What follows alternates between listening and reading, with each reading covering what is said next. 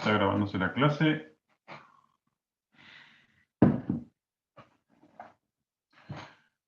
Hoy, como verán, estamos viendo, no solo explicamos el concepto básico de programación dinámica, sino que vamos como remachándolo con diferentes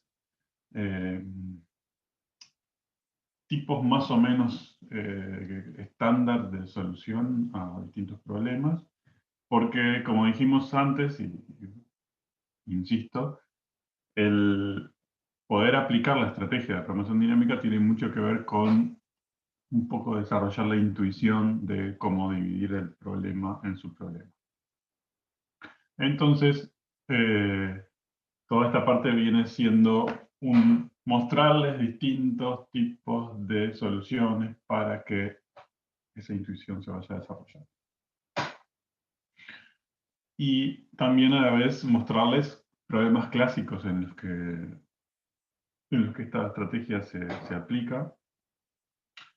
Y sobre todo una cosa que tiene muy buena el texto que usamos de base es que utiliza ejemplos muy realistas, digamos, y muy útiles. Estas cosas que estamos viendo de, por ejemplo, calcular los pliegues del RNA, y eso son cosas que se utilizan actualmente y que tienen aplicaciones a programas de escalas muy grandes.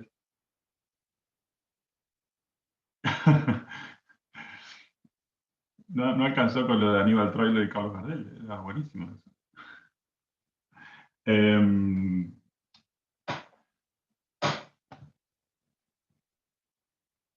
Pero está bien, porque en definitiva yo solo espero que mis amigos biólogos no vean los videos de estas clases para que no me maten, digamos. Pero la verdad es que está bueno ver que no son problemas inventados que nos sacamos de la manga, como todos esos problemas que les ponemos en los parciales y cosas así, sino que son aplicaciones reales de estas estrategias. Y otra aplicación muy habitual, pero que en general no la pensamos como una aplicación muy demandante en cómputo, es la que vamos a ver ahora de la alineación de secuencias. En general pensamos, bueno, escribimos una palabra en un procesador de texto, la escribimos mal, le trabucamos un par de letras y el procesador nos dice, ¿quisiste decir tal cosa? Cuando abrimos el diccionario, ahí yo qué sé. Ah, sí, y ¿qué es lo que hace cuando asume que quisimos escribir otra cosa? Y busca entre las palabras que tiene en su diccionario algunas que le queden cerca a esa que nosotros escribimos.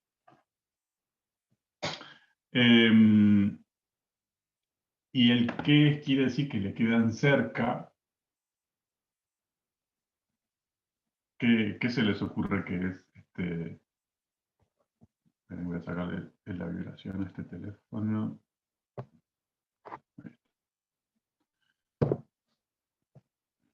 ¿Qué quiere decir que les queden cerca una palabra de otra?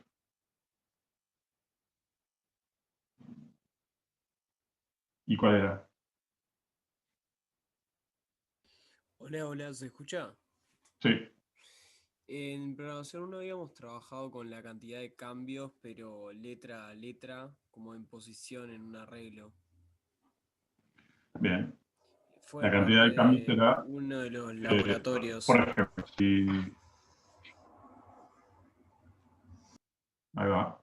Sí, la distancia probablemente vayamos a manejar algo parecido, que algo como, ¿qué pasa si, a ver, la palabra, no sé, me veo tentado a usar que tenemos en el libro, pero vamos a usarlo. La palabra, si escribimos, no sé, cosa, y nos equivocamos y escribimos copa, ¿no? Aunque esto también es una palabra, pero podemos haber querido decir cosa. Voy a agrandar un poco esto.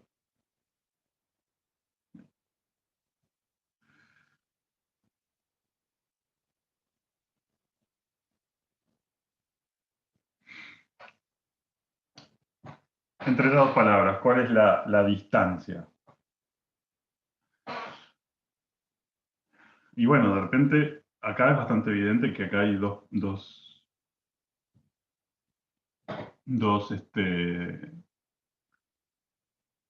letras que son muy parecidas, son distintas y en una misma posición. Pero ¿qué pasa si en realidad nosotros hubiéramos querido escribir cosas?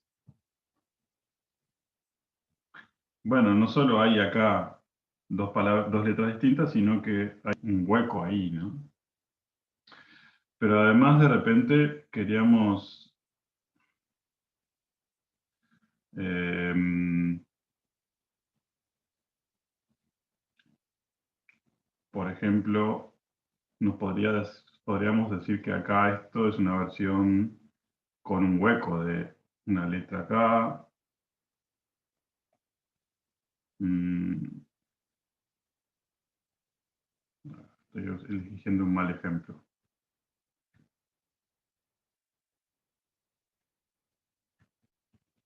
Vamos a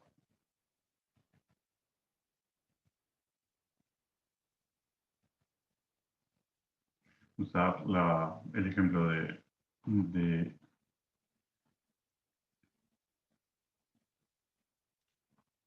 del libro para no generar ruido.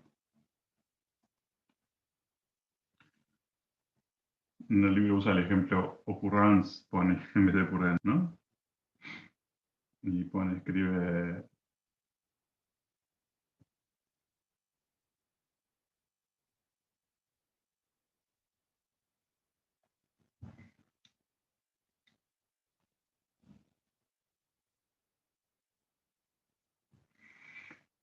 Y quería escribir, en realidad, queremos ver la distancia con la palabra bien escrita, que es occurrence.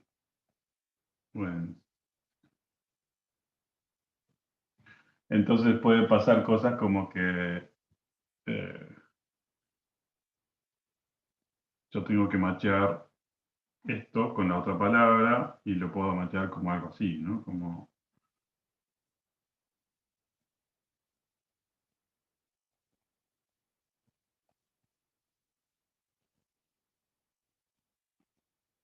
con la palabra cuesta.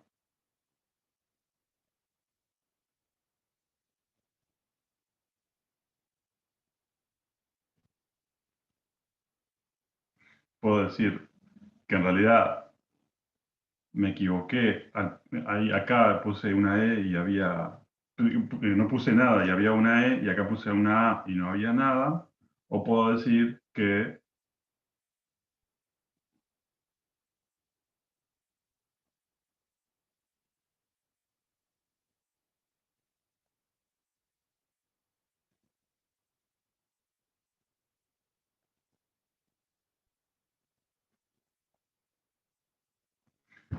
me equivoqué de letra. Esas dos cosas puedo decir de esta palabra mal escrita en comparación con la palabra bien escrita. Y en principio yo no tengo nada para decidir cuál de las dos opciones, cuál de estas dos opciones está bien. ¿Se entiende eso? ¿Por qué es que puedo elegir o una u otra desde el punto de vista de un algoritmo que está tratando de medir la distancia entre dos palabras?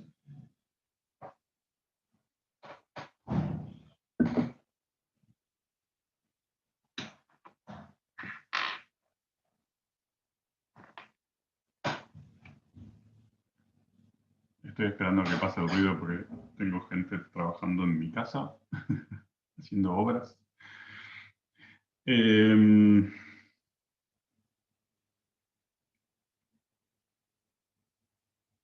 Se entiende que yo puedo elegir o una cosa o la otra, ¿no? Entonces, lo que yo quiero en realidad es elegir de los posibles macheos entre una palabra y la otra, uno que en cierta forma sea el más barato de todos, digamos, ¿no? El que me minimiza las diferencias entre entre una palabra y otra. El asunto es que cuánto cuesta un, un macheo de esos no es evidente, y no es evidente a qué le pongo valor, si a un hueco o a un intercambio de letras.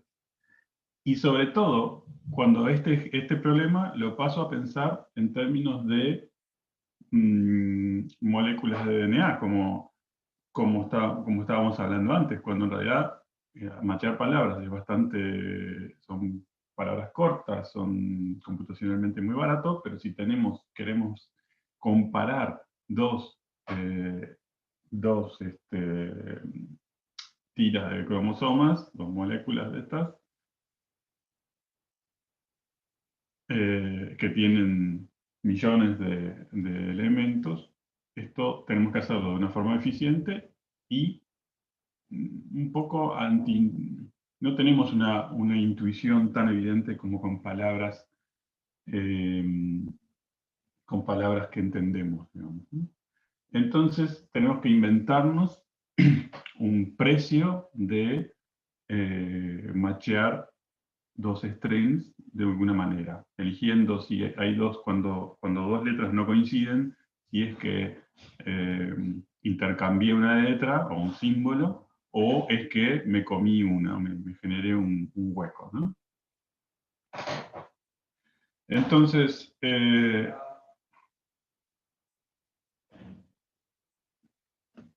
perdón.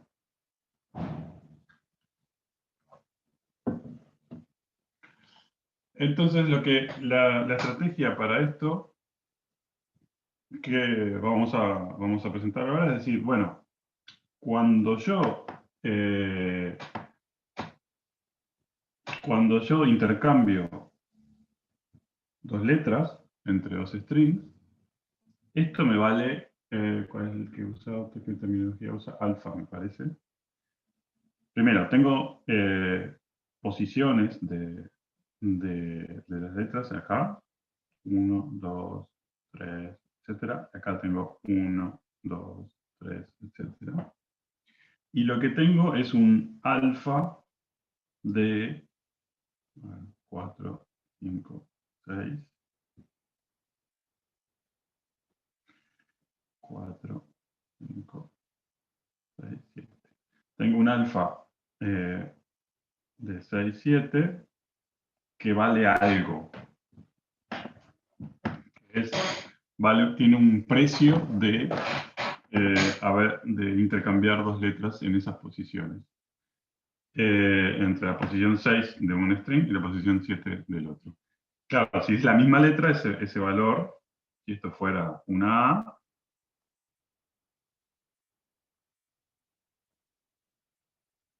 ese valor es 0. Bueno, podría ser otra cosa, pero lo natural es que ese valor sea 0. Ahora, si acá tengo un hueco,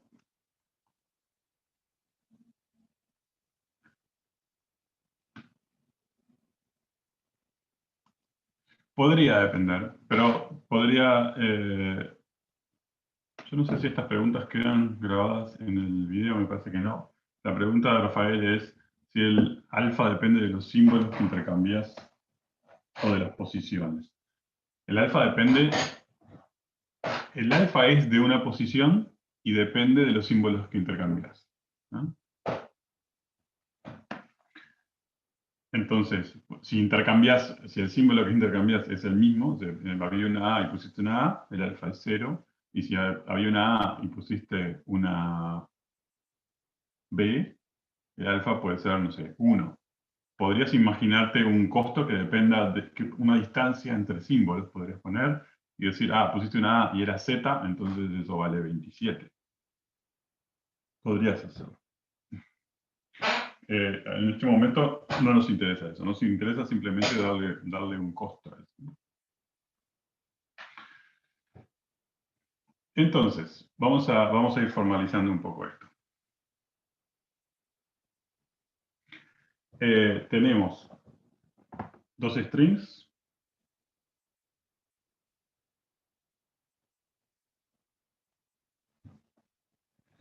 X e Y.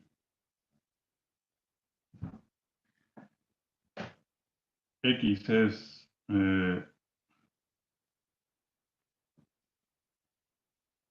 un string del tipo x1, x2, xn.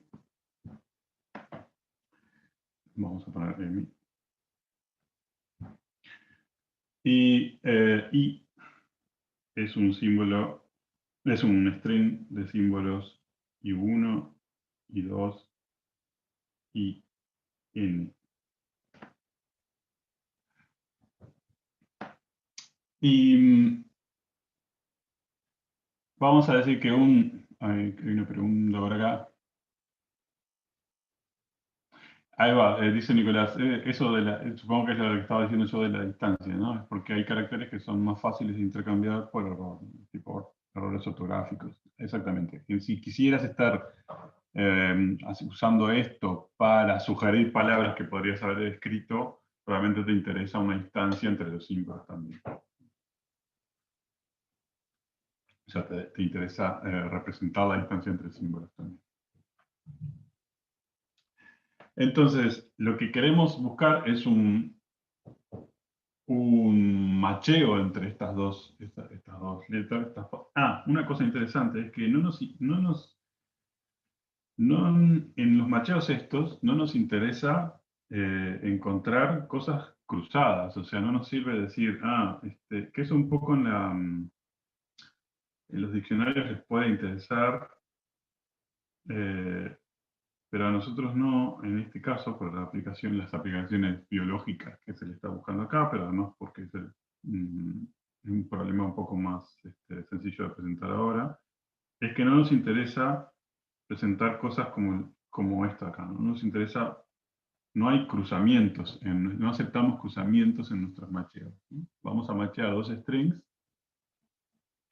pero no vamos a considerar cruzamientos. Para nosotros no vamos a decir, esta C es la que está dos índices para adelante y esta E es la que está tres índices para atrás.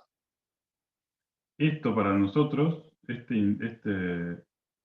intercambio de símbolos para nosotros es simplemente o bien dos errores en el macheo o bien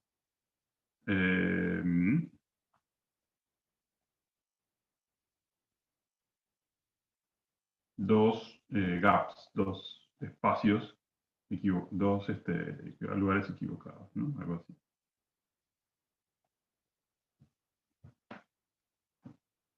No vamos a decir, esto es un macheo porque se cruzan acá dos símbolos. ¿Bien? Entonces,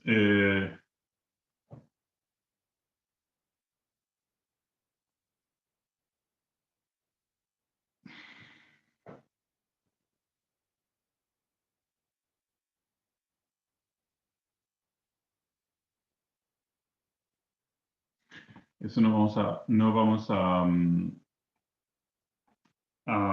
considerar. Entonces, por ejemplo,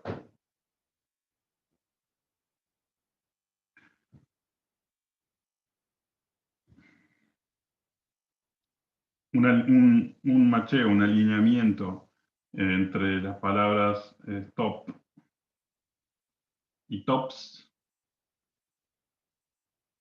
para nosotros es una cosa así. Y el alineamiento es un conjunto de pares que acá vienen a ser la posición que menciona la posición del primer string con la posición del segundo string. Entonces es el par 2-1, el par 3-2, el 4-3.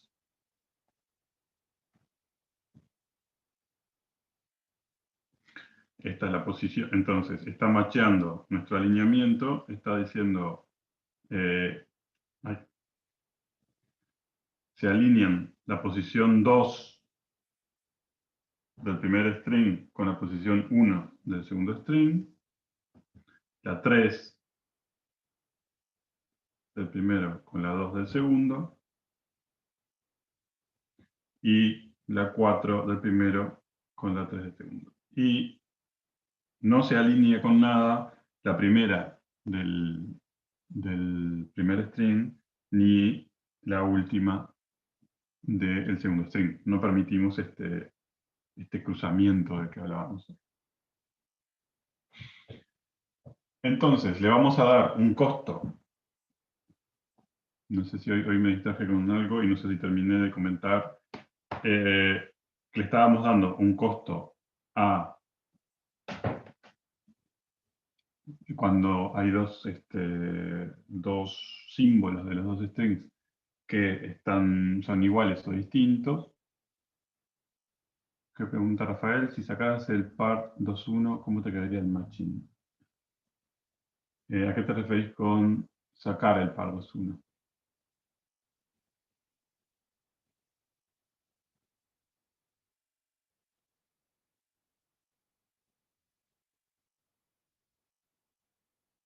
No, el asunto es que el alineamiento ese no lo tengo que descubrir yo. Yo podría decir, bueno, acá tengo un gap, por ejemplo, si sacamos ese.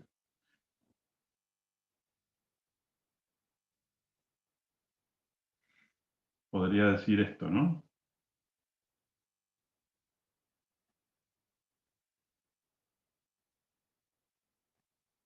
Podría generar ese alineamiento. Y esto sería, a ver si estoy bien, sería el alineamiento 3, 2, 4, 3. ¿Y por qué no elegiría este yo?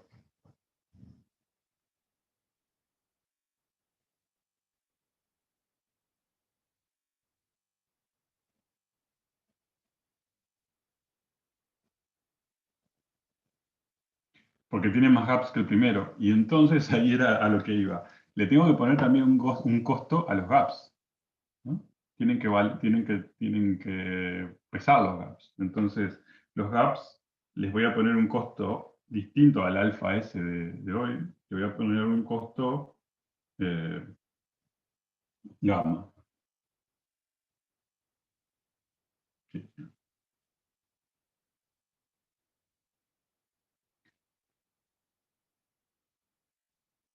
Entonces, el costo S de qué depende? Depende de la posición. Esto es por dejar un gap, ¿no? Entonces, y si acá hubiera una otra letra, o la misma por acá, esto tiene un alfa. Y entonces yo voy a sumar los distintos alfas y gamas de mi alineamiento y quiero encontrar uno que lo minimiza. Por ahí voy a analizar este y voy a decir, más o menos tiene un costo tal y este tiene un costo menor, así que me voy a quedar con el primero.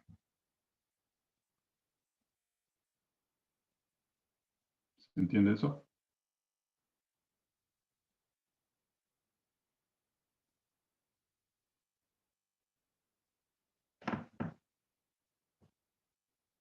Bien.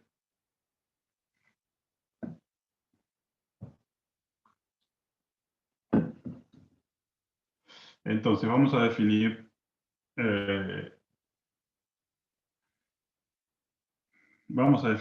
estas cosas más formalmente. Vamos a suponer que M es un alineamiento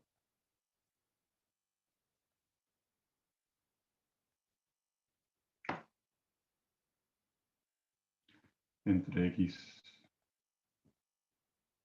e Y. Y tenemos, hay un parámetro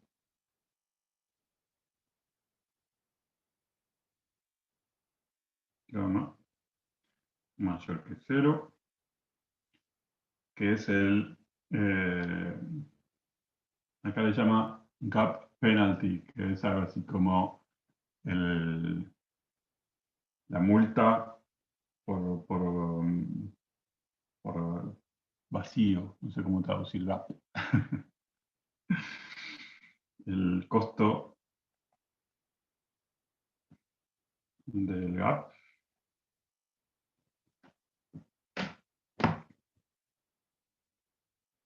que es el costo de no matchar símbolos de los strings.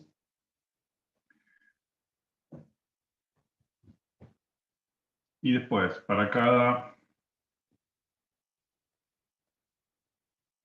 par de letras,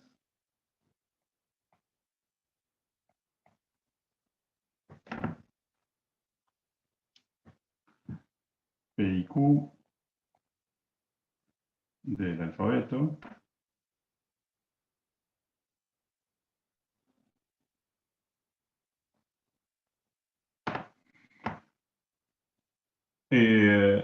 hay un costo por ponerlas como si fueran, por alinearlas, digamos, que es el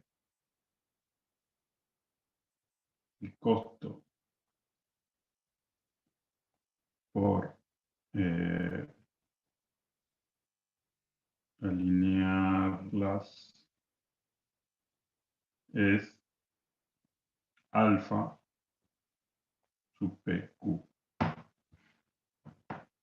Esto es un poco, vuelve a la pregunta que había un poco antes atrás, es sobre si el alfa dependía de las posiciones o dependía de las letras. Depende de las letras, pero si están en la misma posición, o sea, si las estoy alineando, ¿no?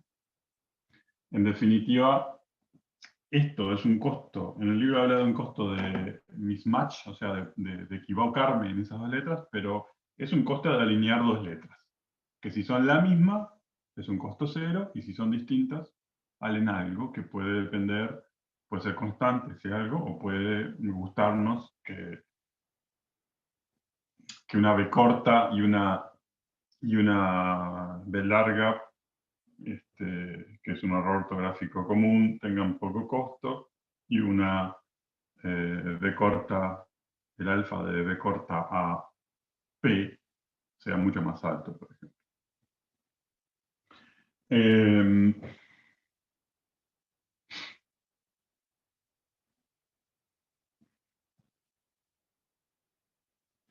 Entonces, esto nos da que, por ejemplo, alfa de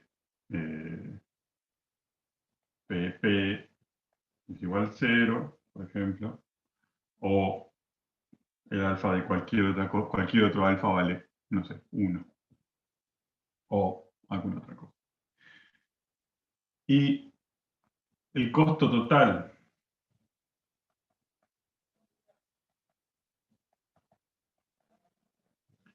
de M es la suma de todos los gamma y alfas. Lo que queremos es encontrar un M que minimice esta suma. Ahí nos quedó más formalizado el problema. ¿Eso se entiende?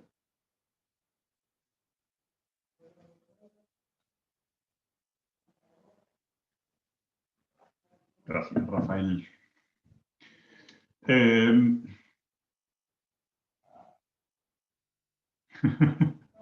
Ahora todos quieren decir que sí. Una consulta de Facundo. Sí.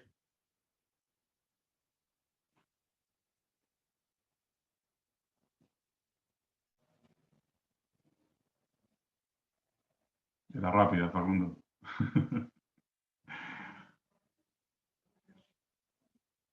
Que dice, P pertenece a X y Q pertenece a Y. Sí, sí, está bien. Ese es, bueno, en realidad, el alfa sub PQ no pertenece a nada. Es el costo de machear A con F. Lo que nos interesa es machear A en el string X y F en el string Y. ¿Sí? Pero no, ese alfa existe independientemente de los strings que estemos macheando. Bien. Entonces,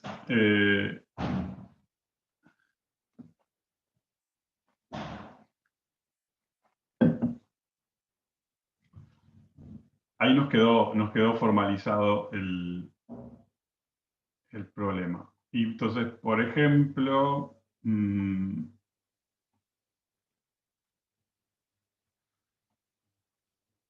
acá ya nos podemos meter en empezar a tratar de enfrentar la situación, digamos.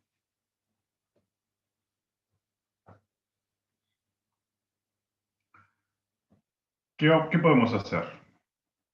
Volvamos a nuestros ejemplos de, no sé, queremos machear A, con B,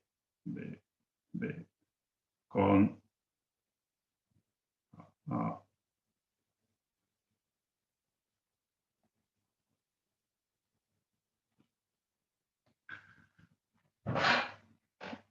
¿Por dónde podemos empezar a... No pierdan el foco, nos íbamos a tratar de resolver esto con programación dinámica.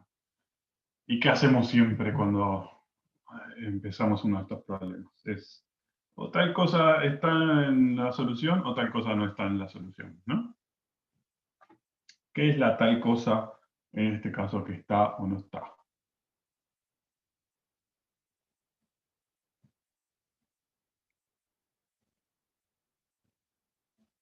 ¿Qué se les ocurre?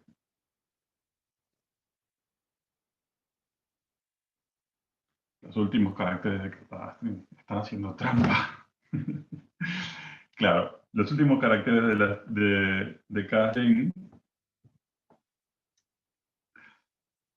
¿son una pareja o no son una pareja?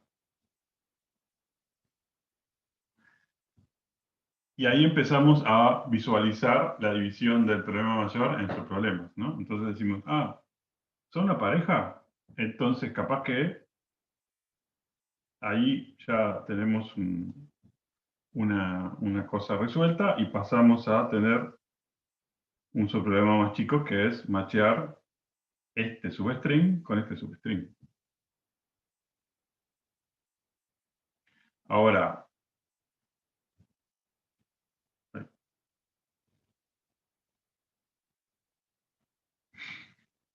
si no son una pareja,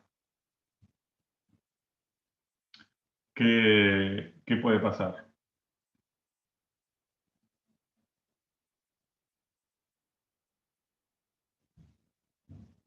Traten de pasar por algo que ustedes las están viendo ahí, que son best, ¿no? Pero podría valernos más la pena decir, acá hay un gap. No sé, depende de los costos que les pongamos al gap y del costo que le pongamos a machear los letras. Hay dos chances. ¿Cuáles? Desactivo el micrófono porque si no voy a estar un día escribiendo. Sí, háblenme, Eh, por favor. o sea, puede ser que la última de la primera palabra esté macheada con una de la segunda o el caso simétrico. A ver, ¿cómo fue eso? Que La puede última. ser que el último carácter de la primera palabra esté macheado con ¿Mm? alguna de la segunda Ujú. o el caso Por ejemplo, simétrico. con esta. Capaz, no sé. O el otro O que caso. esté machado con alguna de estas. Ahí va. Nos puede pasar que nos puede pasar algo así como, bueno, en el caso que estaban macheadas, es bastante evidente, ¿no? Ahí las macheamos y cortamos el problema ahí y seguimos para atrás. Ahora, no están macheadas. Podemos decir que la última de este string está macheada con alguna de este string y perdón, y la última del primer string está macheada con alguna de las otras, ¿nos puede pasar eso?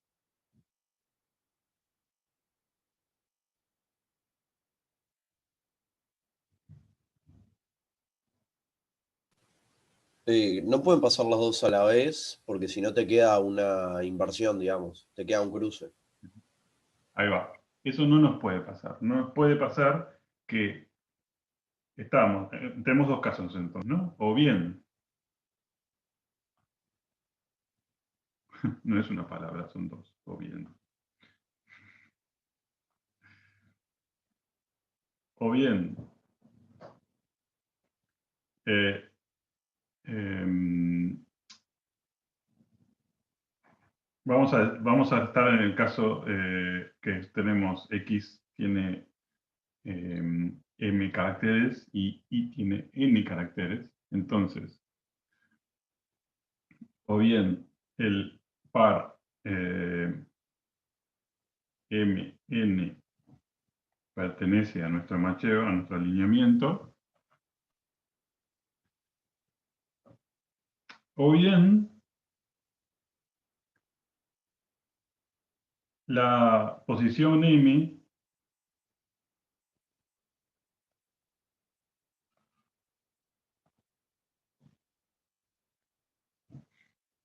de X no está macheada con nadie, no está alineada, vamos a decir,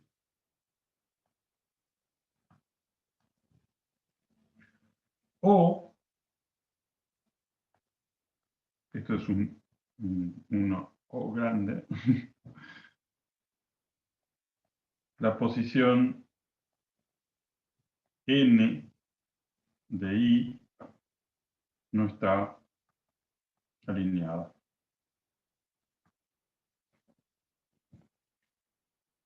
¿Se entienden las tres opciones? Es a lo que llegamos. O yo Tengo las una duda. alineo, o bien. Sí.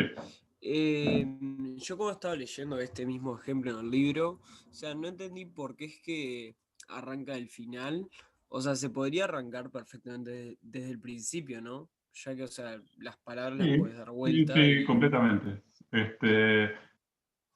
Se puede empezar eh, desde el principio y lo único que creo que quedaría un poco más difícil sería la anotación. Porque acá esto después se transforma en el óptimo de M y el óptimo de N, ¿no? ok, ok. Entonces, es simplemente te facilita la anotación. Pero sí, podría arrancarse por el principio, sin problema.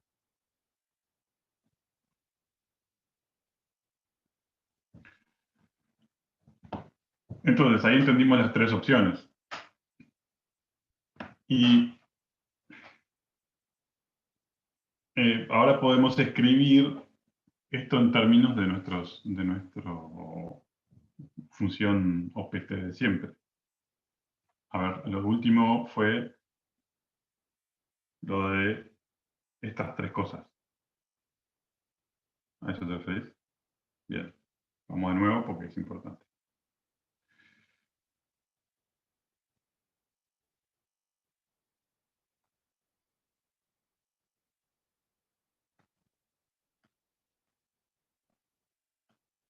Tengo esos dos caracteres. Perdón, esos dos strings. Entonces, yo estoy buscando posibles alineamientos entre esos dos strings. Acá puedo decir, mira, me equivoqué acá. Ay,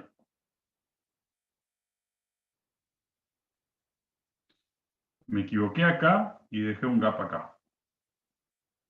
O bien puedo decir,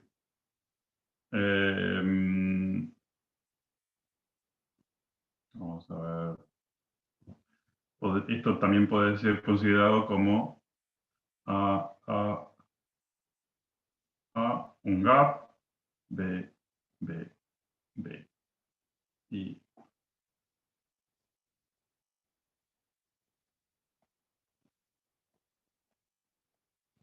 ¿Sí? Entonces, cuando considero, son el mismo dos strings, yo estoy interpretando que entre uno y otro hay diferencias distintas. Acá estoy diciendo, me equivoqué en la posición 4 y dejé un gap en la posición 8 del primero, o dejé un gap en la posición 4 y no me equivoqué en ninguno. ¿Cuál de las dos voy a preferir intuitivamente? Este de acá, ¿no?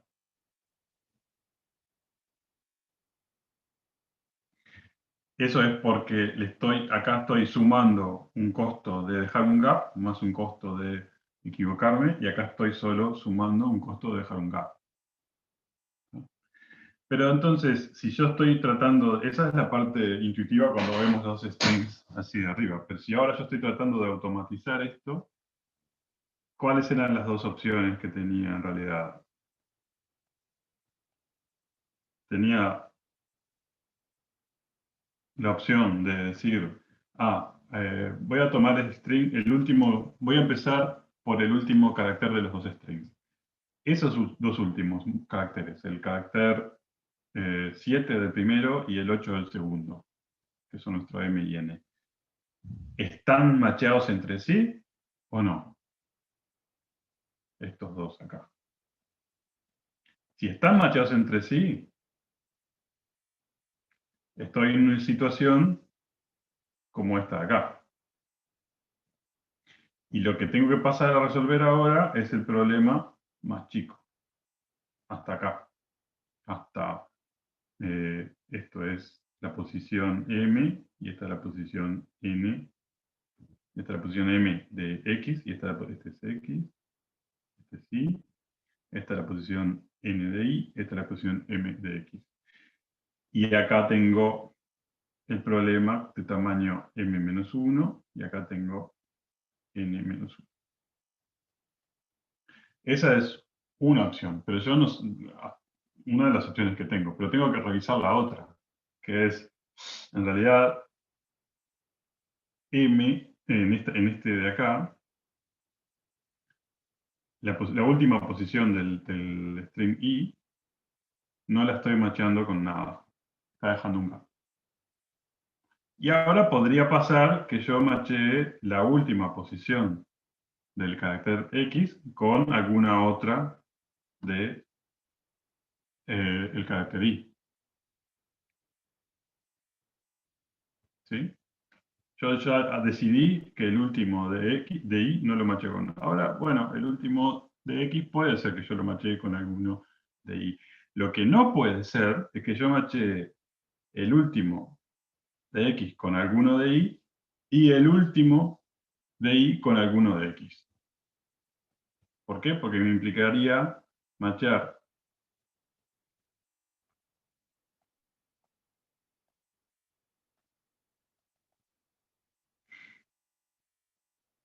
este con este y este con este, por ejemplo.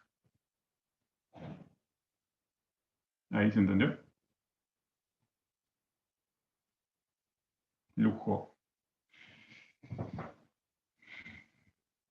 Entonces tenemos esas tres opciones. O bien macheo M con N, que son el último símbolo de cada uno de los strings, o bien macheo el último de uno con alguno del otro, o el último del otro con alguno del primero.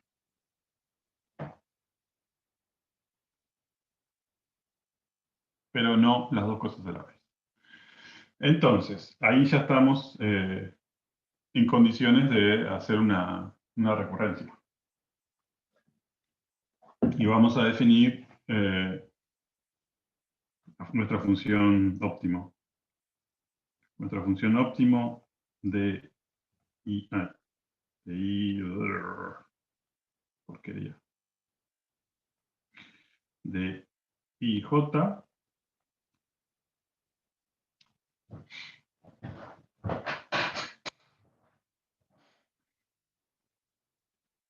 es el costo mínimo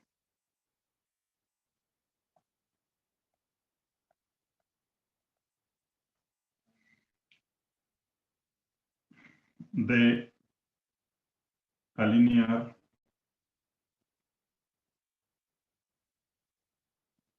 x sub 1 hasta x sub i con i sub 1 hasta i sub j. Esa es nuestra función óptimo.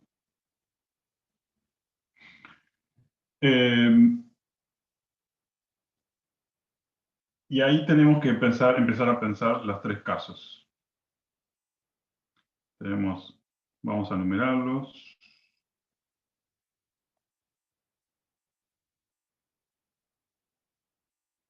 Este es el I. Y el I. ¿No? Entonces, en el caso I, pagamos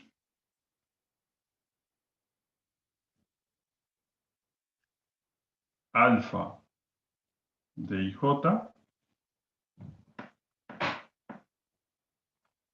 bueno, alfa de las letras que están en las posiciones IJ, ¿no? O en este caso MN. Vamos a ver. Vamos a aprender.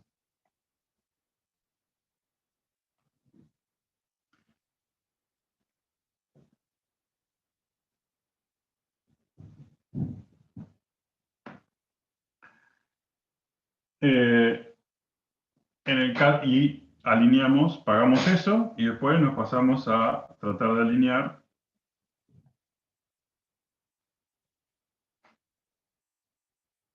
X de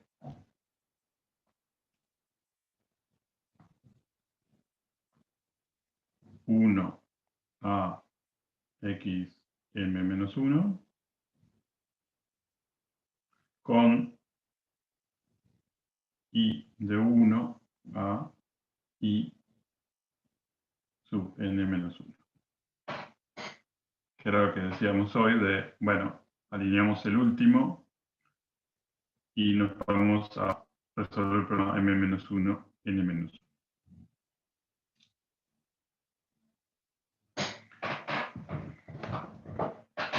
En el caso 2, o II, la posición que es la posición de m de x no está alineada con nada. ¿Qué pagamos?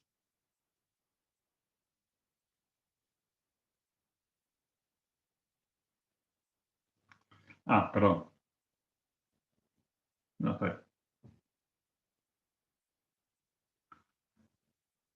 En el caso de que m no está alineada con nada, el m de la posición m del string x. Y bueno, pagamos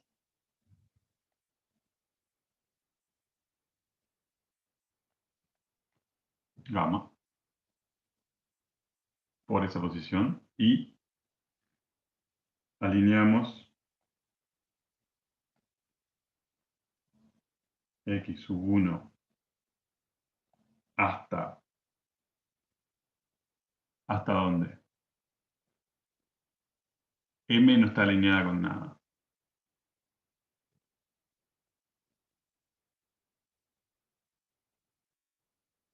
Hasta hasta x de m menos 1, ahí va, con todo el otro, ¿no?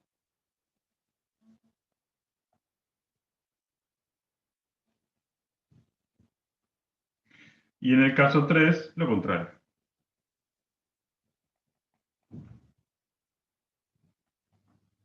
Pagamos gamma y alineamos x de 1 a xm con i1 a i n menos 1.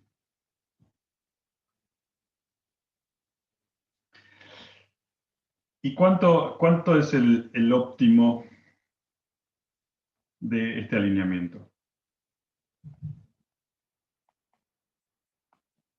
¿Qué es esto? Y es el óptimo de x, m menos 1 y... no estoy haciendo...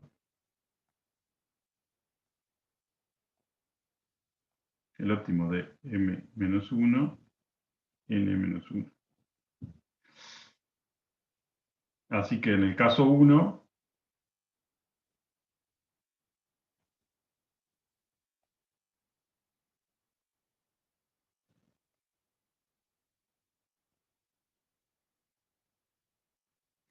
estamos pagando, podemos decir que el óptimo de bueno, de IJ,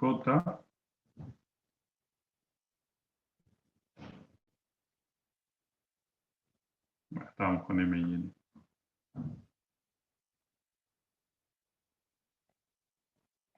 es alfa de X, M y M y N más el óptimo de M menos 1, N menos 1.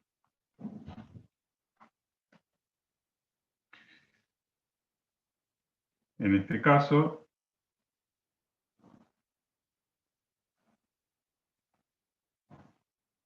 que esto no podemos hacerlo en un pizarrón, ¿no?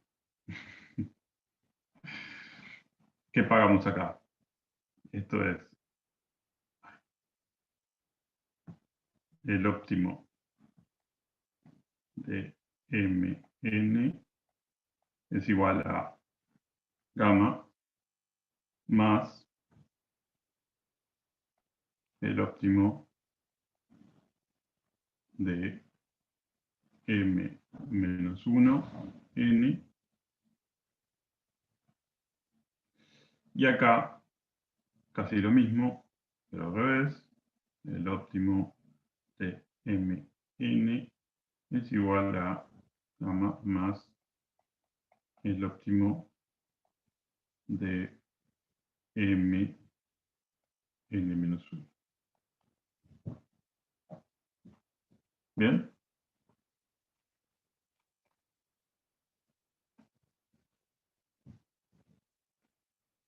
Así que ahí ya tenemos todo puesto para nuestra recurrencia.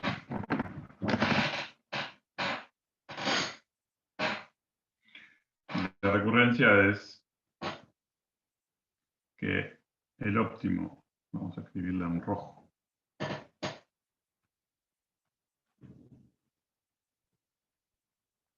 el óptimo de IJ es igual a que de todas estas, la menor, ¿no? De todas estas opciones, de esta y esta, la menor de todas. Así que es el mínimo de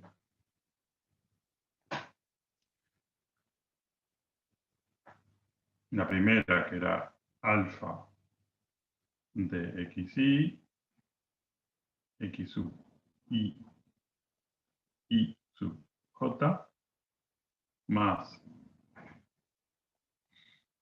el óptimo de i menos 1, j menos 1, o gamma más el óptimo,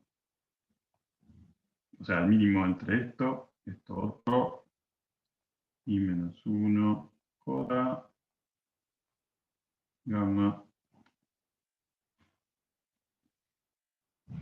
más el óptimo de i j menos 1.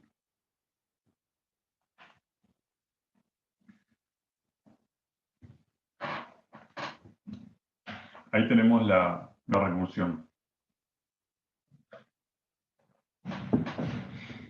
Y en definitiva lo que es evidente ahora es que nuestra estructura para hacer la memorización de esto es un array de M por N, ¿no? Es un array, es una matriz de M por N. Y nuestro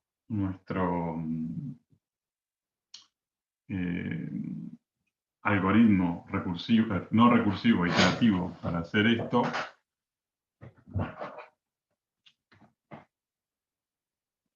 es el siguiente.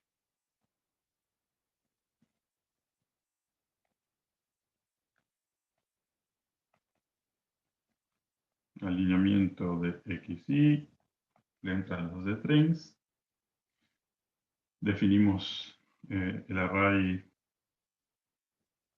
A de 0 a M y de 0 a N.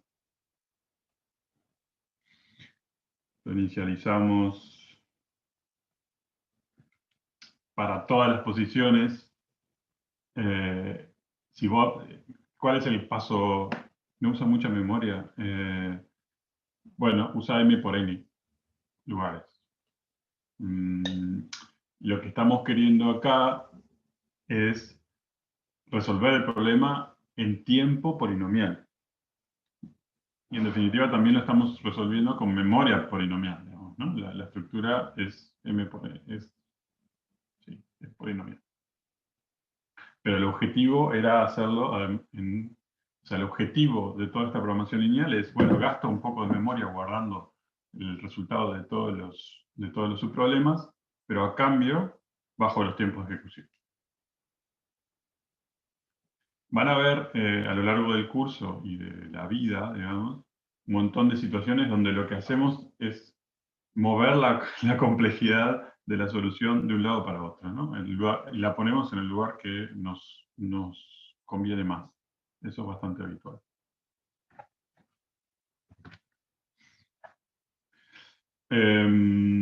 Entonces, lo que estábamos viendo es cómo inicializamos este array. Piensen, si yo macheo, digo que el alineamiento de dos strings es de uno de los strings contra nada del otro, contra 0, entonces estoy diciendo todas las posiciones del primer string son gaps.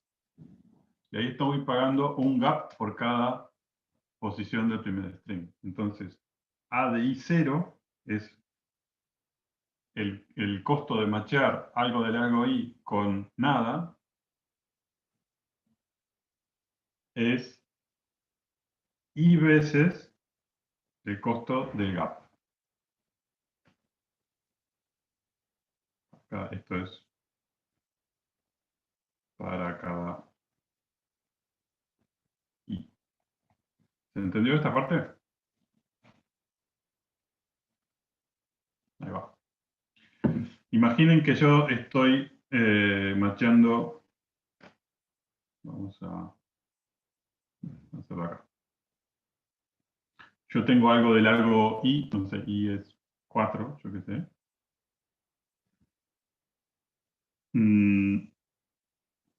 La palabra A, B, C, D. Y digo, ¿cuál es el costo de machear esto, de alinear esto con nada?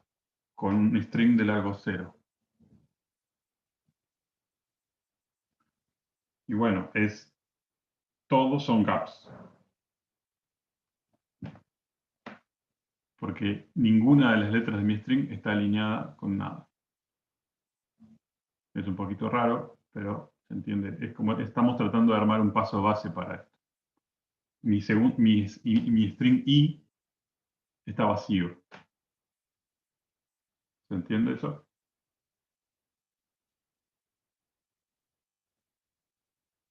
Bien. Entonces pago un gamma por cada posición del string X. Por eso es I por gamma.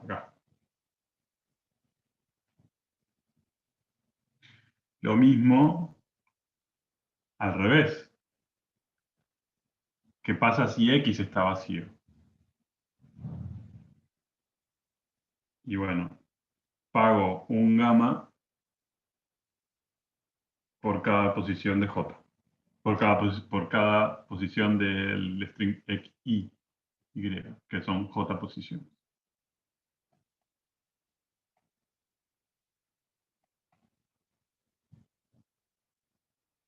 ¿Bien?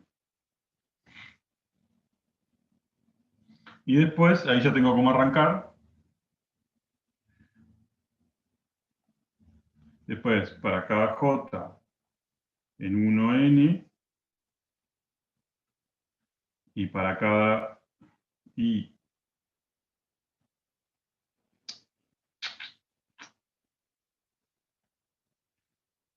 de 1 a m,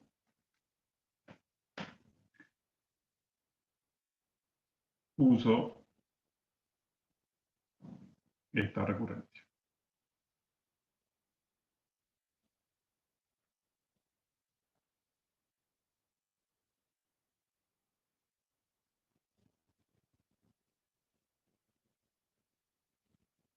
Como copio, bueno, la muevo.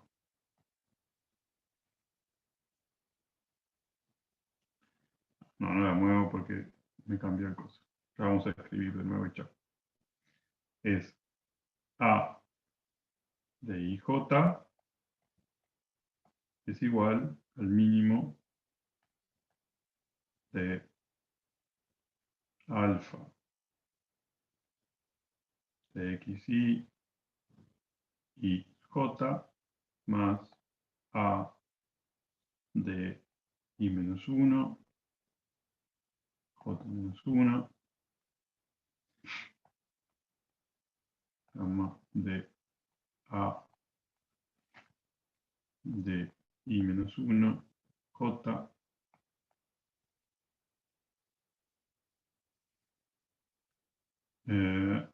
gamma de más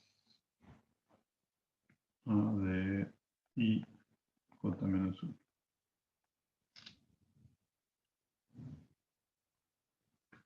Y acá termino el for.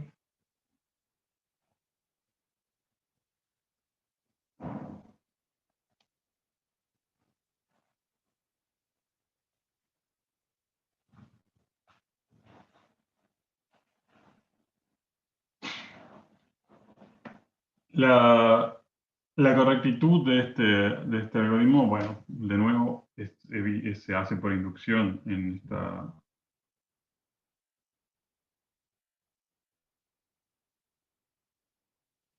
esta fórmula de acá.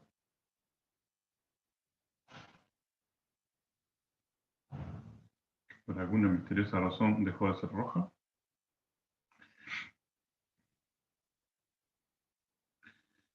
Y el orden de este algoritmo es bastante evidente, es una recorrida en todo el array, es m por n. Y cada vez que tenemos que entrar acá, simplemente es consultar el array, así que eso es de orden 1.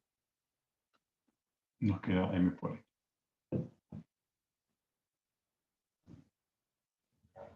En el libro van a ver que hay otras interpretaciones basadas en caminos más cortos en un grafo, etc. Eso ahora no está bueno para asociar cosas, pero ahora no nos vamos a meter. ¿Se entendió? ¿Preguntas?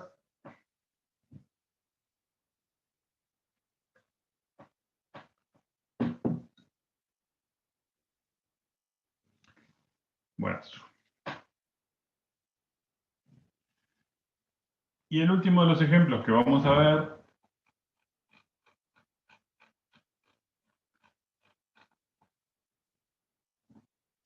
es bastante... yo no sé si meterme ahora. Nos quedan 50 minutos de clase. Bueno, sí.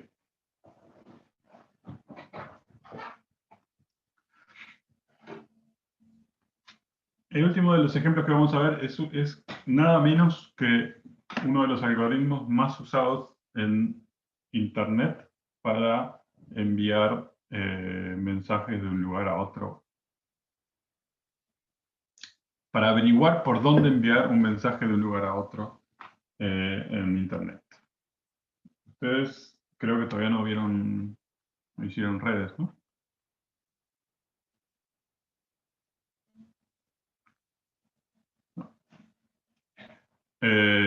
Entonces, nosotros vimos Dijkstra, que era una forma de encontrar el camino más corto entre dos puntos de un grafo.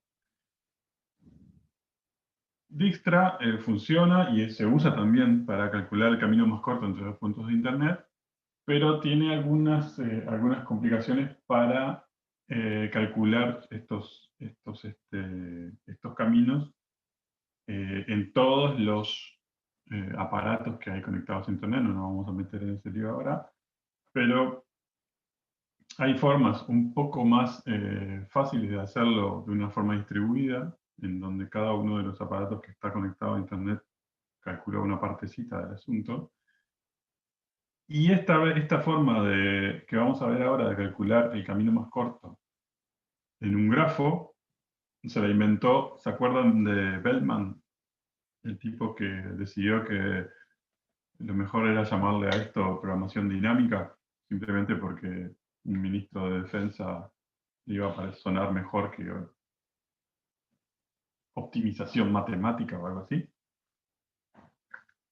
Bueno, Bellman allá por los 50 se inventó esta forma de calcular el camino más corto entre dos puntos de un grafo. Y fue una de las primeras aplicaciones de la programación dinámica. Y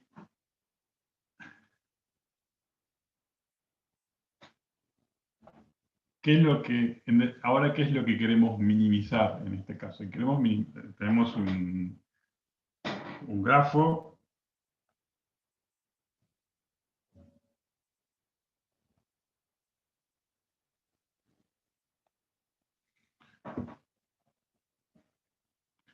Y lo que queremos minimizar, y tenemos un origen y un destino, ¿no? Y estos lados de grafo tienen un costo. Costo 1, bueno, costo de S a B, es costo de S a A, el costo de A T, el costo de, pues una B, de B a T, y el costo de S a B. Y queremos encontrar un camino que minimice la suma de los costos de cada una de las aristas que utiliza ese camino. ¿Y qué nos pasaba en Dijkstra? Estos costos en Dijkstra no podían ser negativos. ¿Se acuerdan?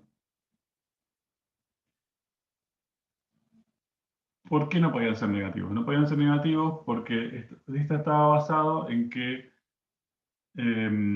yo iba generando un conjunto S de nodos a los que los iba metiendo para adentro y decía, bueno, me quedo con el camino, el nodo hacia el cual tengo el camino muerto, el camino de menor costo, de todos los que están afuera de mi conjunto S.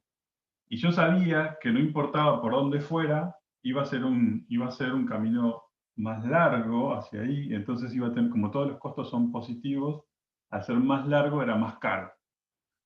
Pero eso no me aceptaba ponerle costos negativos, porque si yo pongo costos negativos, la versión greedy, que es Dijkstra, la versión greedy de decir, me quedo con el nodo hacia el cual llego más barato ya, mirando ahora lo que tengo alrededor, se pierde la globalidad del caso, y entonces de repente yo podía pegar una vuelta más larga, que tenía costos negativos, y que me iba ahorrando costos para llegar a ese nodo. La versión greedy es como tiene una visión muy corta y no mira más lejos. Si queremos permitir costos negativos en un grafo, que hay un montón de aplicaciones de todo tipo donde nos interesa que haya costos negativos. Por ejemplo, en el libro habla de ejemplos financieros donde el costo costo en el grafo es la ganancia de vender una cosa a otra persona, comprarle algo a alguien y vendérselo a alguien. O un costo negativo puede ser, este grafo no es necesariamente un grafo, una red de comunicaciones, donde un costo negativo de repente no tiene mucho sentido, pero puede ser una relación entre dos personas que es provechosa, por ejemplo, o algo por el estilo. Entonces hay una serie de aplicaciones donde poner construcción de carreteras donde te pagan y no pagas. Bueno, está bien, una cosa así. El asunto es que lo que empieza a ser un poco molesto de los costos negativos es si yo acá tengo un ciclo de costo negativo, ¿no? Entonces, por ejemplo, si yo salgo de S, paso por A y B y llego a T, pero tengo un ciclo acá, esto vale 1, esto vale 1, y esto vale 1 acá, es el costo, pero esto tiene un costo de menos 2, es decir, tengo un ciclo acá,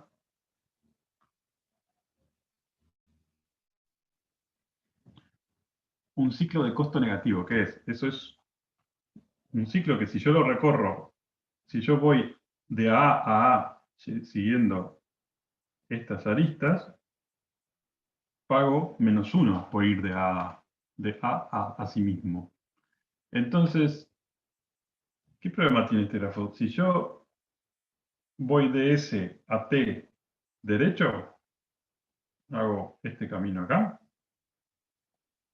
pago 3. Pero si yo voy de S a A, de A a B, de B a A, y de nuevo pego la vuelta, pago 1. Es más barato pegar una vuelta acá que ir derecho. Pero no solo eso, sino que doy 2 vueltas y pago 1. Si doy 2 vueltas, acá gané menos 1, menos 2, pago 0. Y si doy 3 vueltas, pago menos 1. Y así, entonces, tengo un problema acá, porque es, para ir de S a T, puedo ganar lo que quiera. Simplemente me quedo dando vueltas todas las veces que quiera en este ciclo y voy ganando lo que quiera. Hay un problema ahí, ¿no? Hay un problema de intuición. Es como si... Es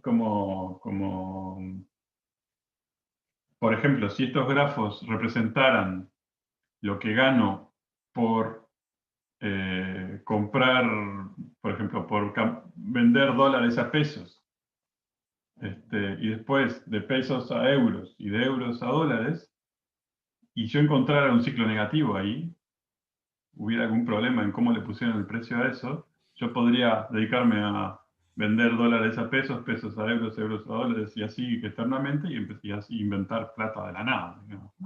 Disculpa de que te interrumpa. Sí. El grafo, se supone que es no dirigido, ¿no? Puede ser no dirigido o puede ser... Ahora estamos trabajando en grafos dirigidos, ¿eh? Claro, porque una de las Pero puede dudas ser que no dirigido. surgió fue, o sea, si no es dirigido, o sea, puede no existir un ciclo, porque la definición de ciclo te exige por lo menos 3, pero puedo tener una arista, entonces voy y vengo por la misma arista. ¿Cómo se maneja eso?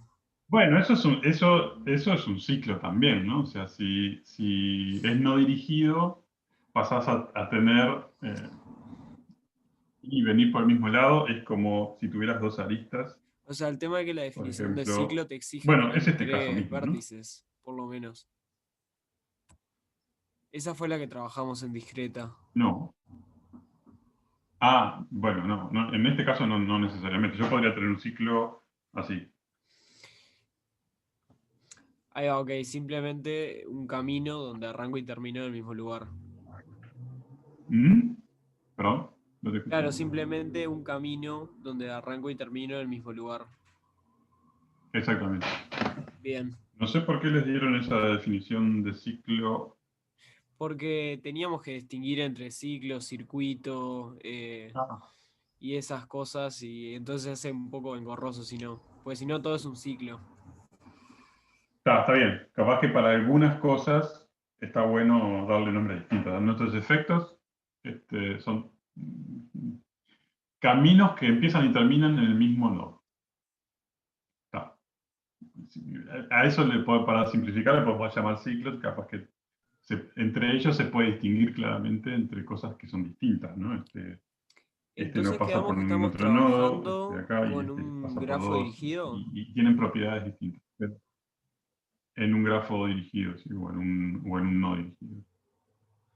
Ok, gracias. Pero a los efectos del problema de encontrar el camino más corto, es igual si en un ciclo tiene uno, o dos o tres nodos. Bien. Porque el problema de poder meterte en el ciclo y dar todas las vueltas que quieras, existe en cualquiera de esos casos.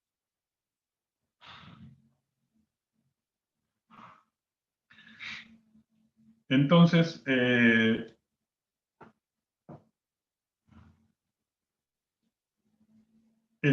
problema en el que vamos a trabajar evita esta situación. Va a funcionar siempre y cuando no tengamos un ciclo negativo. ¿Por qué? Porque el camino más corto de un ciclo negativo es menos infinito, ¿no? Podemos dar todas las vueltas que queramos y, y ya está. Entonces no tiene sentido calcular el camino que pregunta Rafael, y no puedes sacar la arista más cara del grafo, así no te queda un ciclo y puedes pasar a lo sumo una vez por cada nodo. Para calcular el camino más corto. ¿Cómo sería eso? O sea, lo que yo, ponele en ese ejemplo, saco la arista que es 1, entonces está ahí, ya no me queda más un ciclo, y después entonces lo puedo usar para... O sea, porque el problema es porque tengo un ciclo, entonces si yo saco la arista... Ya entiendo. Me estás resolviendo el problema. Bueno, está bien. Sí, claro. Podés hacer eso. Y lo que vamos a pasar a hacer ahora es, una vez que sacaste el ciclo negativo, calcular el camino más corto. En un grafo que potencialmente puede tener costos negativos. Entonces, estamos haciendo un avance frente a Dijkstra, que Dijkstra no se fumaba pesos negativos o costos negativos. Vamos a aceptar costos negativos siempre y cuando no haya un ciclo negativo de costo negativo. Entonces, bueno, ahí arrancamos. Si tenemos que el grafo tiene un ciclo de costo negativo y queremos hacer algo con él, bueno, capaz que lo queremos modificar un poco para ganar, para volver a una situación en la que podemos calcular un camino más corto. Eso sí, está bien. Podrías hacer algo como lo que decís, sacar alguna arista y romper el ciclo negativo. Y ahí pasamos a estar en un caso que podemos abordar. ¿Sí? Sí, gracias. Pero además, ese tipo de manipulaciones hay que tener cuidado, porque, por ejemplo, y esto es un ejemplo que está en el libro, que es el de, tenemos 5 nodos, S, esto tiene costo 2, esto tiene costo 2.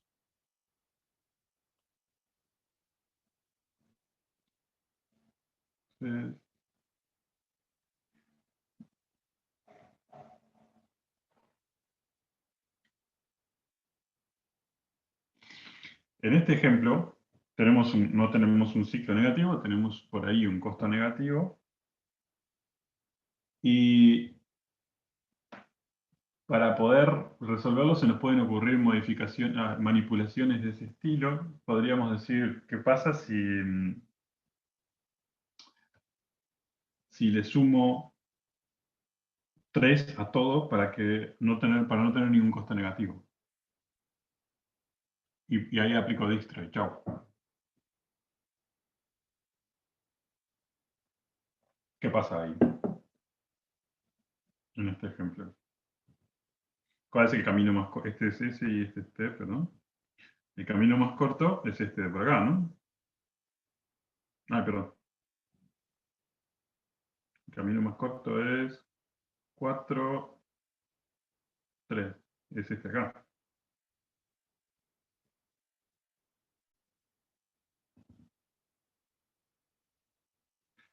¿Qué pasa si para sacarme los costos negativos de encima le sumo a todo 3? A todos los costos. ¿No te va a pasar que hay caminos que antes eran más cortos que ahora van a ser más largos, digamos?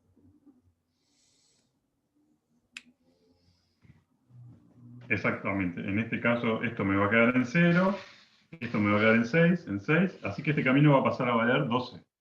Y este de acá, sin embargo, me puedo dar 5 y 5, o sea, me va a valer 10. El camino más corto va a cambiar de acá para acá.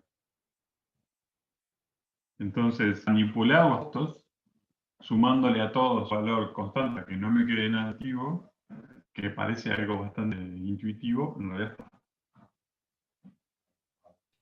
Una pregunta, ¿eso no es por un tema de proporción? O sea, yo sí podría multiplicar por algo distinto de 0. O sea, positivo.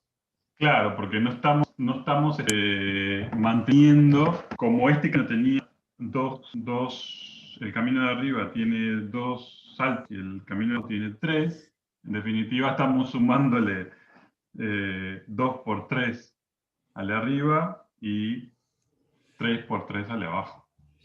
Claro, yo lo pienso por el lado que si tengo una ¿No es? lista que suma 1 y otra suma 2 y yo les sumo 1000, se van a parecer mucho. Pero antes era uno el doble del otro. Sí, pero siguen siendo una más alta que la otra. En definitiva, a los efectos de encontrar el camino más corto te seguiría sirviendo, no es un asunto de proporción ahí.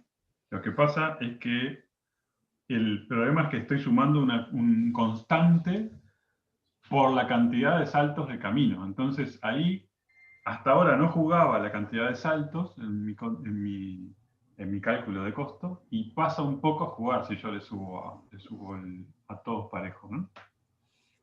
Pero no, o sea, la proporción no te juega Estoy, en cuenta ahí, porque si yo le sumo un no, número muy, muy, muy, muy no, grande, porque por ejemplo, mira, no, mira, vamos a ver un ejemplo.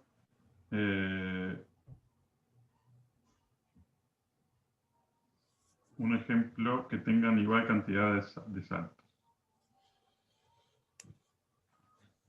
T, y acá este vale 2, 2, este vale 3 y este vale menos 1.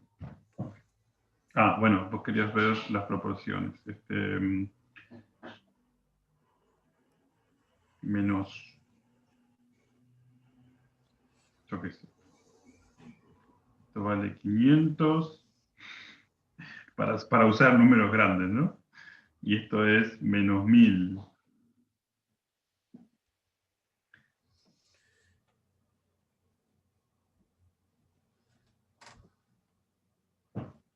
¿tá? Y si yo le sumo 1000 a todo,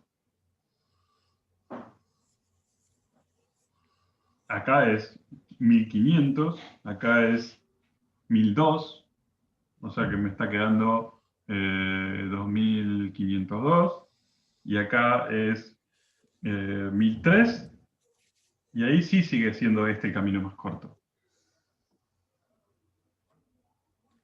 Lo que cambió entre el ejemplo de arriba y el de abajo es que los caminos tienen el mismo largo en número de saltos. Entonces la constante que le sumo a todos los saltos se suma la misma cantidad de veces.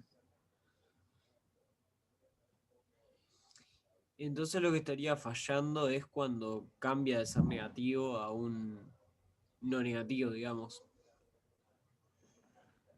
Lo que está fallando es que en mi definición de costo no estoy contando con la cantidad de saltos, lo que me importa son solo los costos en los saltos, y sin embargo cuando emparejo todo hacia arriba para eliminar los costos negativos, estoy introduciendo la cantidad de saltos de alguna manera en el costo, porque estoy sumándole a los costos de los caminos algo que depende de su largo.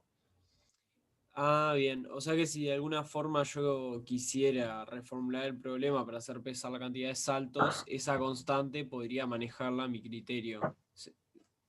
No sería el mismo problema, ¿no? Pero Bueno, si yo quisiera, en general en Internet, muchas veces el costo es 1 y lo único que me importa es la cantidad de saltos. bien.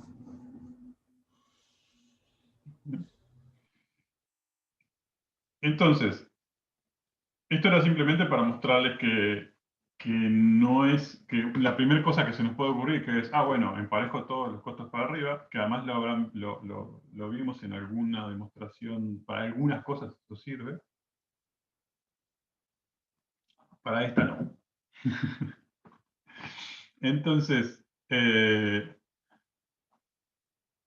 la idea atrás de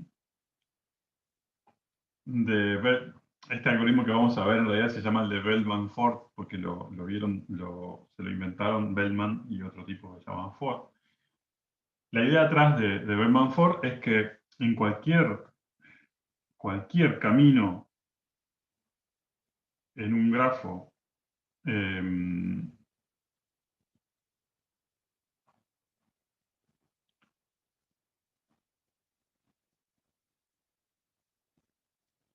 bueno, vamos a ver por ejemplo este grafo. Cualquier camino en un grafo de tamaño ini que no tiene ciclos de costo negativo es como muy largo n-1,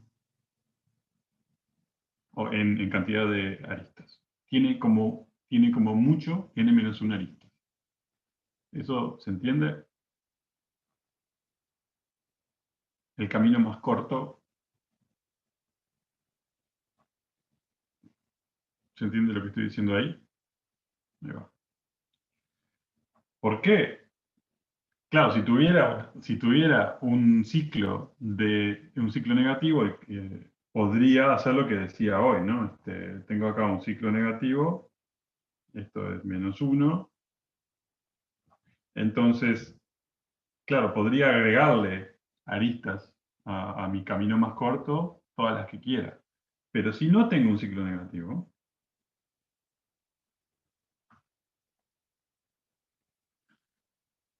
no tiene ningún sentido pegar una vuelta, volver a pasar por un nodo que ya pasé, ¿no? Porque si no hay ciclos negativos, cualquier ciclo me va a sumar costo a, eh, mi camino. Así que no tiene sentido pasar por dos veces por el mismo nodo, y si no tiene sentido pasar 2 veces por el mismo nodo, entonces mi camino va a tener como mucho n-1 arista. ¿Por qué te quedaría un árbol? Porque te quedaría un árbol, sería, claro. Exactamente. Los caminos más cortos, todos los caminos más cortos de un nodo hacia cualquier otro nodo del grafo es un árbol. Porque no tengo ciclos negativos, ¿no? Eso es importante. Entonces, acá empezamos a meter, como tiene como mucho n-1 aristas, acá empezamos a meternos en la idea de la programación dinámica. Si tiene como mucho n-1 aristas, ¿cómo puedo empezar a cortar el problema? Mi camino más corto tiene n-1 aristas, o tiene n-2 aristas, o tiene n-3 aristas.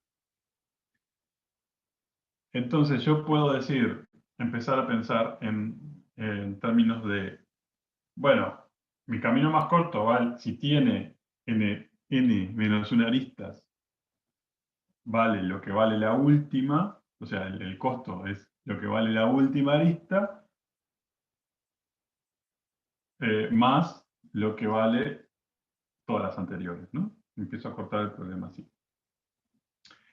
Y en realidad tiene una vuelta rara este problema, que es esta solución, que es que lo piensa un poco al revés.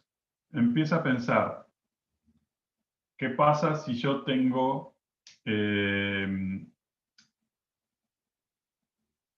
empieza a dividir el problema en llegar en n-1 aristas hasta el objetivo, hasta el target, hasta el nodo T, o llegar en n-2 aristas desde un nodo anterior.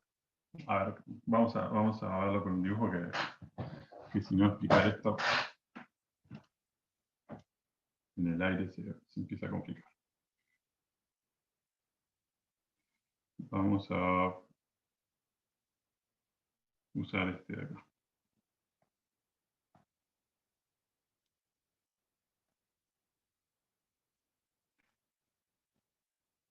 Este es mi nodo objetivo y estoy arrancando desde este.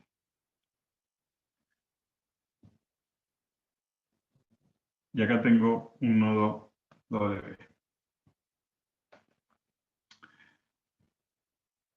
El problema de llegar de B a T y el costo de llegar de B a T es algún valor óptimo de B a T.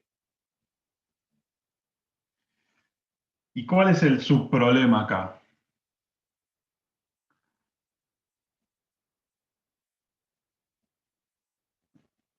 Vamos a escribirlo distinto.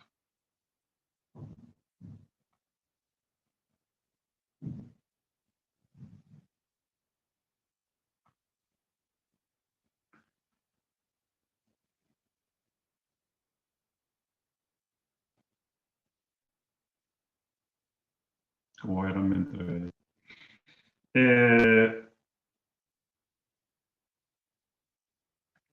El problema es llegar de B a T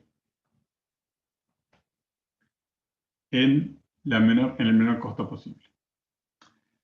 Y mi subproblema es, llego de B a T en I saltos, o en I menos un saltos, o en I menos 2 saltos, así, ¿no?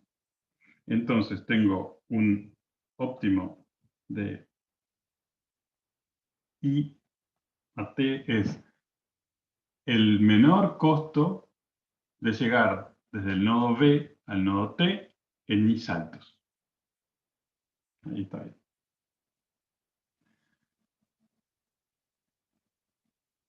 Yo sé que los entreveré ahí, pero quiero ver si logré volver al hilo. ¿Se entiende esa parte?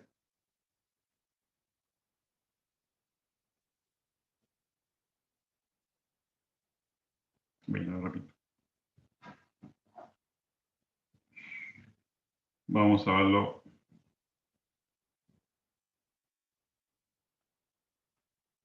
con un ejemplo. Supongamos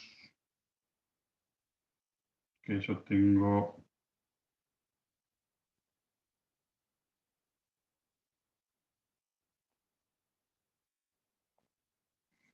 este grafo.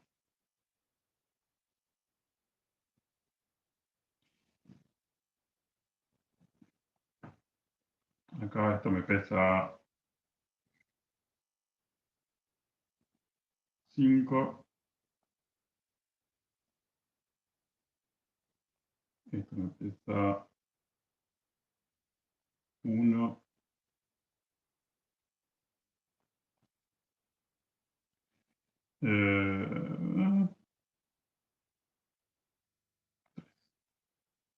Ahí va.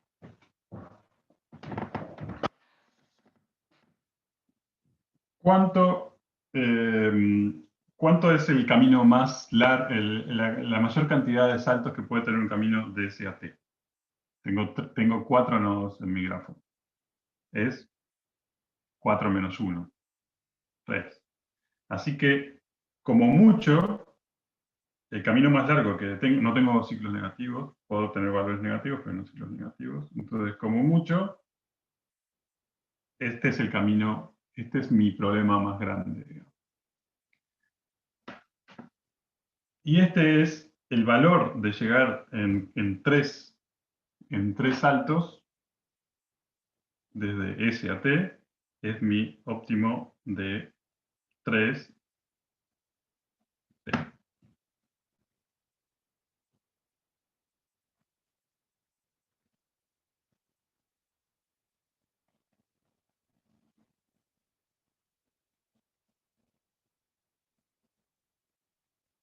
Hay un no entendí de Omar que no sé si se refería a... Omar, ¿a qué te referías ahí?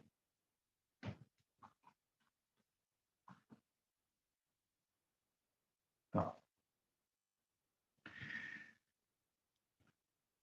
Y esto es el costo de llegar en 3. ¿Cuánto es? 3.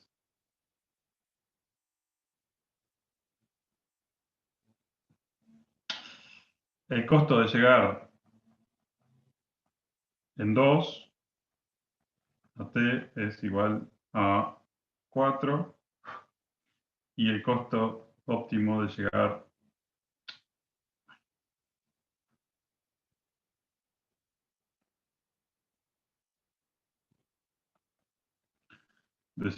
en 1 es 5.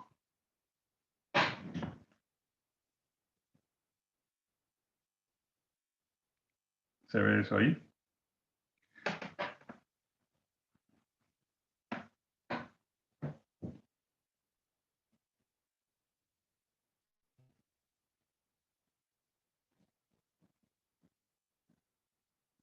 Supongo que sí. Bien. Entonces,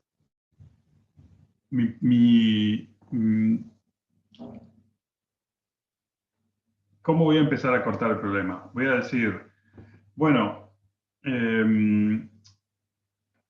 si se fijan, si yo llego desde W en 2 a T o en 1 a T, eso es igual que decir, tengo este problema, calcular el camino más corto desde W a T, más el costo de llegar a W. Entonces tengo el problema de llegar de W a T en 1, 2, 3 saltos, más el costo de llegar a W desde S.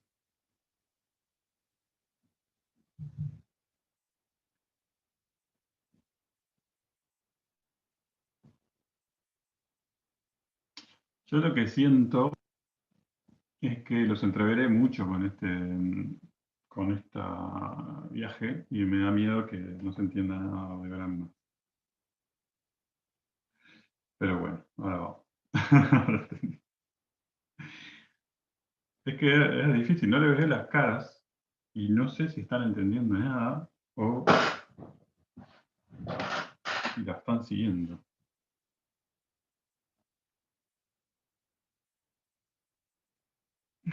Vamos a hacer así, porque esto nos quedan 15 minutos y no vamos a llegar. Entonces vamos a hacer una cosa. Vamos a dejar por acá.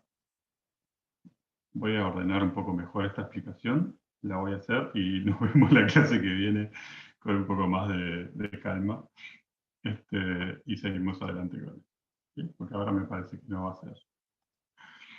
Dejamos así. Nos vemos el martes. Hasta luego.